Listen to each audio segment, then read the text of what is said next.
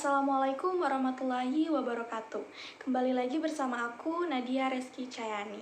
Di video kali ini, aku akan membahas salah satu materi mengenai keterampilan membaca, yaitu modal membaca. Kita langsung aja masuk ke materinya. Modal membaca terbagi menjadi 4, yaitu yang pertama, pengetahuan dan pengalaman. Menurut Nur Hadi, pengetahuan, pengalaman, dan konsep-konsep tentang segala sesuatu merupakan modal utama untuk membaca. Selanjutnya, yang kedua, kemampuan berbahasa atau kemampuan berkomunikasi lisan. Kemampuan membaca adalah kemampuan seseorang setelah ia dapat berkomunikasi lisan. Atau dengan kata lain, dalam urutan perolehan kemampuan berbahasa atau urutan normal, komunikasi lisan mendahului komunikasi tulis. Sebelum orang dapat membaca dan menulis, tentu harus dapat berbicara dan mendengar terlebih dahulu. Selanjutnya, yang ketiga, pengetahuan tentang teknik membaca. Secara garis besar, pengetahuan tentang teknik membaca itu meliputi pengetahuan tentang aspek-aspek membaca, pengetahuan tentang teknik membaca cepat, serta pengetahuan tentang membaca telaah. Pengetahuan tentang aspek-aspek membaca antara lain yaitu keterampilan mengenali kata dan tanda baca. Yang kedua, keterampilan memahami makna tersurat. Yang ketiga, keterampilan membaca kritis. Dan yang terakhir, kemampuan membaca kreatif. Selanjutnya, pengetahuan tentang teknik membaca cepat. Yang pertama, kemampuan membaca pemahaman dengan kecepatan di atas 400 kata per menit.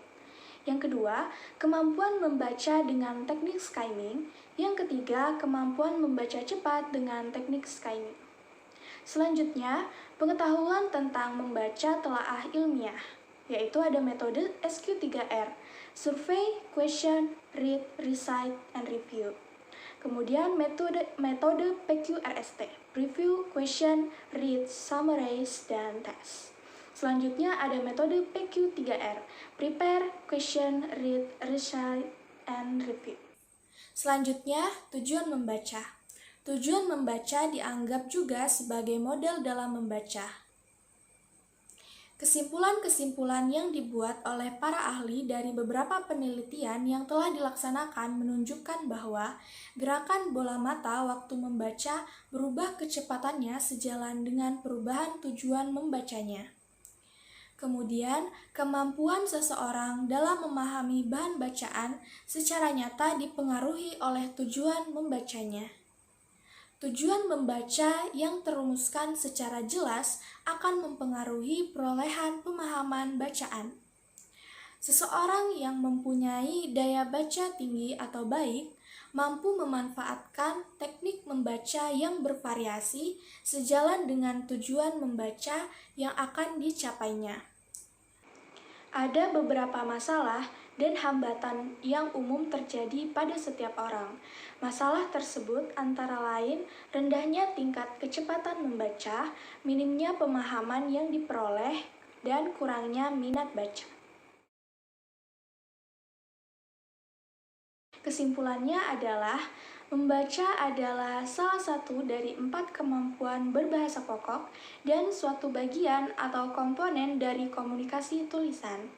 Kemampuan membaca adalah kemampuan seseorang setelah ia dapat berkomunikasi lisan. Keterampilan membaca adalah proses produksi yang menghasilkan pengetahuan, pengalaman, dan juga sikap-sikap baru.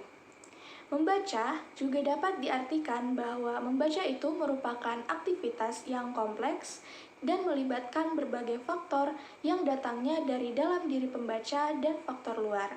Selain itu, membaca juga dapat diartikan sebagai jenis kemampuan manusia sebagai produk belajar dari lingkungan dan bukan kemampuan yang bersifat instinktif atau naluri yang dibawa sejak lahir.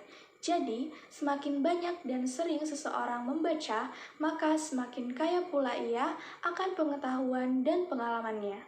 Yang berarti semakin banyak pula modal yang dimilikinya untuk membaca. Sekian dulu videoku mengenai modal membaca. Aku berterima kasih buat teman-teman yang sudah menonton dari awal hingga akhir. Sampai jumpa di videoku selanjutnya. Dadah!